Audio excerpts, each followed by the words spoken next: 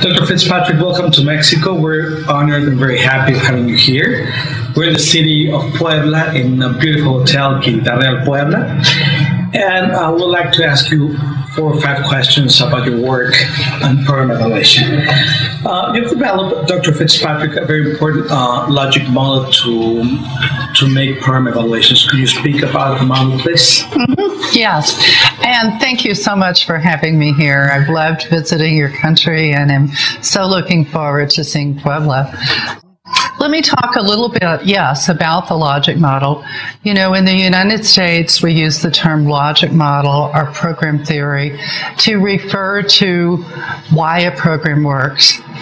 But many logic models that I'm not advocating start with input and then process, outcome, and impact. Those models can be useful for describing the many steps of the program. So they do have a use, but they don't explain the logic or the theory for the program. And that's what my model does. It's a very simple 3-step, but the key piece to my logic model is starting with defining the problem and learning more about that problem. And then secondly, specifically identifying the cause of that problem that your program is going to address. And the remainder of the logic model is similar to others. That is, we describe the program activities, we tell the immediate outcomes, and then we tell the ultimate outcomes. But what most logic models leave out is that first part. What is the problem you're trying to address? And we have always, consciously or unconsciously, identified a cause of that problem that we're going to try to solve. And if we're going to understand why a program should work, the ideas of the people who developed it, we need to have that step. So could you tell us, in your experience, how your model has helped public officials to improve program evaluation, Dr. Fitzpatrick? Sure. I'll say that, again, logic models are program theory. They're used somewhat synonymously. But in the last 10 years in the United States, almost all government agencies and foundations require programs to use logic models to explain their program, making use of a logic model or a program theory in their proposals for funding.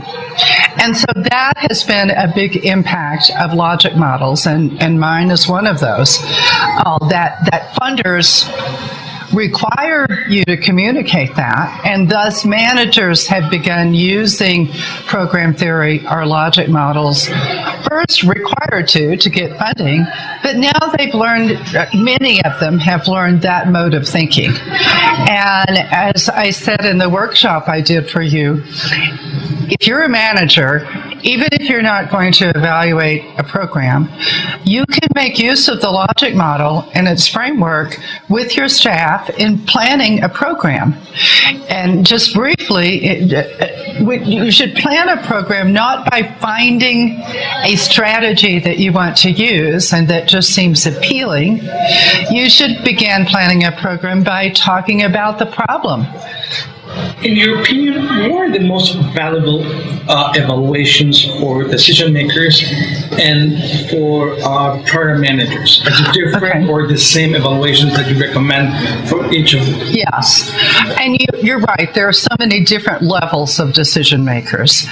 I think that elected officials who are subject to many different pressures on them, whether it be from the people who elect them, or groups they represent.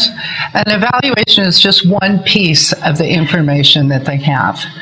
But elected officials are not that interested in the detailed workings of a program.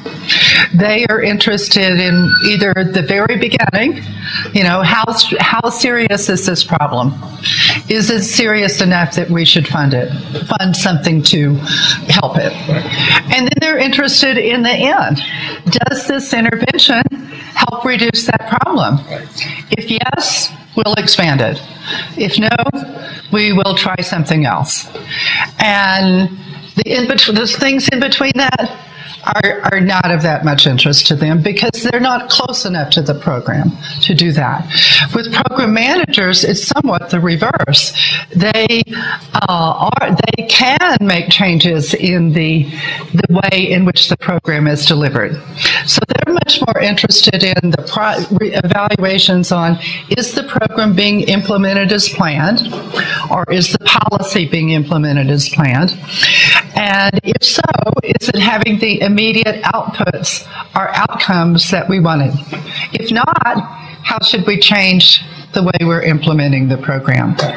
And very related to that issue, how important is the part of communicating correctly the results or the results of the evaluation? Yes. Because most of the people who evaluate programs are not very interested in communication. Yes. What's your opinion on that subject? Yes. And many people who do evaluation work were originally researchers, and of course the mode of communicating research results is primarily articles, written reports. But while evaluations, inevitably have a report, even the report should be different than research. The report should be something that the audience, generally a not research audience, can understand.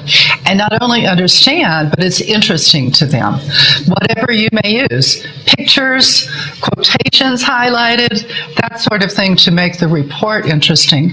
But the most important thing is to realize that busy people, decision makers, don't have time to read a report, even a 5-10-page report.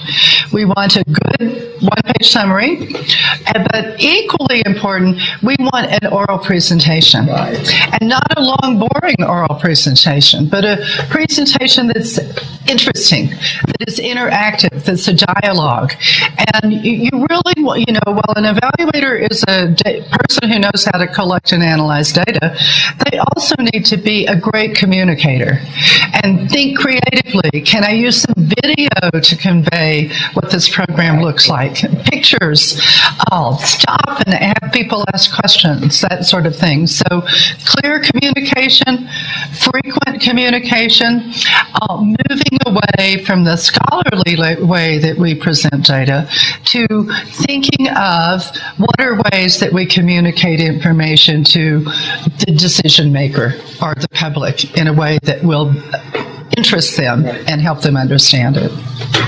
Dr. Fitzpatrick, you commented in your seminar that it is very important to communicate evaluation results properly. Could you speak about that subject, please? Yes. As I said, most evaluators are trained as researchers, and part of our training as researchers is to carefully qualify what we say, to make clear the limitations around it. And that's almost a problem when we move to communicating evaluation results. Instead, we want to avoid jargon, research methods. We want to be able to pretty clearly say what we mean.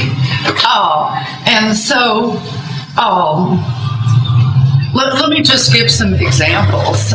If we were describing a monitoring study, we have to have what is called in the United States an elevator speech, meaning something that you could tell somebody else riding up and down in the elevator, riding up in the elevator. And so an elevator speech on a process study might be, I found that the program really worked as planned.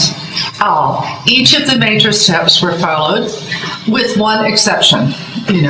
The section on blank, was somewhat more complex than it was intended to be.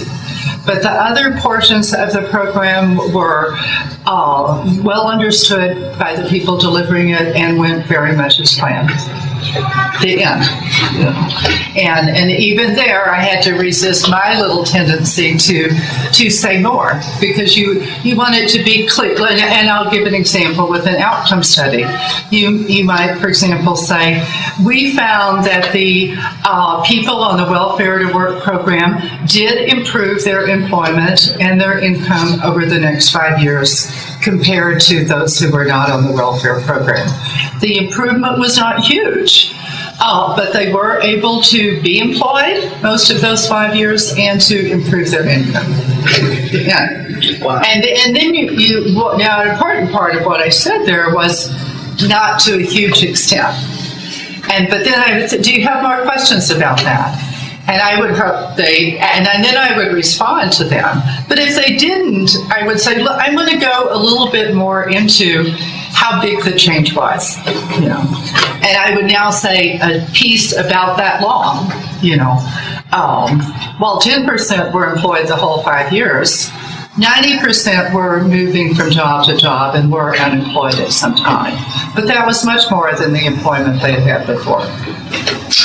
And finally, could you tell us about, in the U.S., there's a long tradition of program evaluations. In Latin America, especially in Mexico, this is new, 20 years by most. What was the process of evaluations to become so important in the policy-making process? Okay.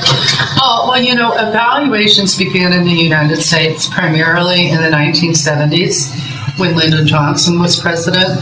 He began a very large program of expenditures on social issues, education, and the war on poverty.